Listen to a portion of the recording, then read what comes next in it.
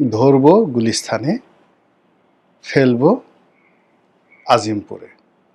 এটা ফাটাকেষ্ট ডায়ালগ।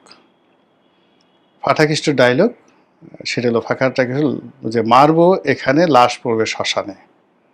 মিঠুন চক্রবর্তীর একটা বিখ্যাত সিনেমা ফাটাকেষ্ট, এবং সেটাকে আবার আমাদের দেশে হিরো আলম, মহান নায়ক, তিনি আবার এটাকে যে কি যেন তিনি একটা এভাবে ডায়লগ দিয়েছেন, ঠিক সেম ডায়লগটি অনেকটা মানে যাকে বলা হয় আকার ইঙ্গিতে এনে তিনি বলছেন ধরব গুলিস্তানে, ফেলবো কবরস্থানে, মানে আজিমপুরে। মানে গুলিস্তানের আমাদের অফিসের ধারের কাছ দিয়ে যে বিভিন্ন এলাকা, সেই এলাকাতে ধরে একেবারে সোজা, আর পিটনি নাই, ডাইরেক্ট ক্যাটাং ঘ্যাচাং, জানে ইন্না লিল্লা পড়ার সময় না পায়, আর কবরস্থানে মানে আজিমপুরে গিয়ে ইন্না লিল্লা দাফন করতে পারি।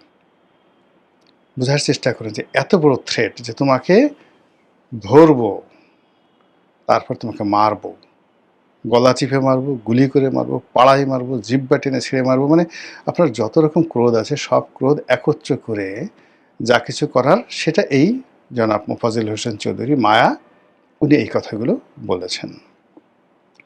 তো এটা নিয়ে ঠাট্টা করবেন না চিন্তা করবেন, বোঝার চেষ্টা করুন।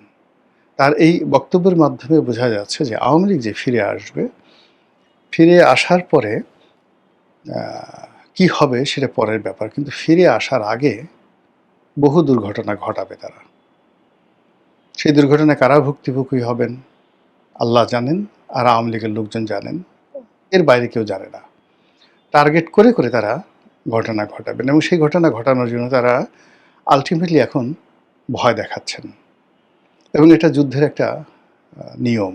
যখন আপনি কোনো একটা ভয়ঙ্কর কাজে নামবেন, দেখবেন ডাকাতরা ডাকাতি করার আগে মুখে কালি মাখে, রামদা, বিশাল বিশাল একটা রামদা, তারপরে সরাসরি কালি মাখে অদ্ভুত সব পোশাক পরে, যাতে গৃহকর্তা ডাকাত দেখলেই যেন চিত হয়ে ফিট পড়ে যায়। এরপর কোনো একটা বাহিনী যুদ্ধে যাওয়ার আগে কামান দাগায়, এয়ার স্ট্রাইক করে, স্থল বাহিনী নামার আগে এয়ার স্ট্রাইক করে, তারপর প্রতিপক্ষ তাদেরকে গালাগালি করে এবং তাদের যে মোরাল ক্যারেজটা এটাকে একেবারে শেষ করে দেয়, যাতে আক্রমণের সময় সে আর রুখে দাঁড়াতে পারে না। আওয়ামী লীগ ঠিক সেম কাজটি এখন করছে।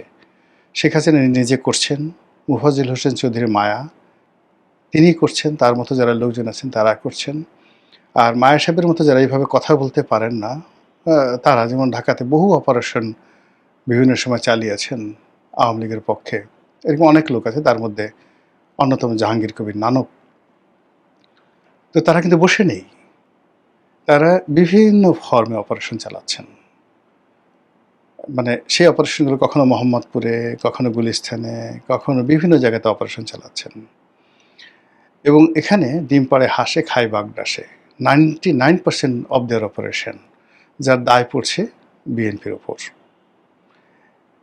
আর দ্বিতীয়ত এই সকল অপারেশনে ভয় এবং আতঙ্ক তৈরি হয়ে গেছে। আপনারা বুঝতে পারছেন যে আমরা যে জিনিসগুলোকে দেখি আপাতত বিএনপির লোকজন করছে, জামাতের লোকজন করছে, বা সাধারণ মানুষজন করছে, বা ছিনতাইকারী করছে, বিচ্ছিন্ন ঘটনা, এগুলো যে কেবলই মাত্র বিচ্ছিন্ন ঘটনা নয়, এটা বোধ করি আপনারা একটু গভীরভাবে চিন্তা করলেই বুঝতে পারবেন।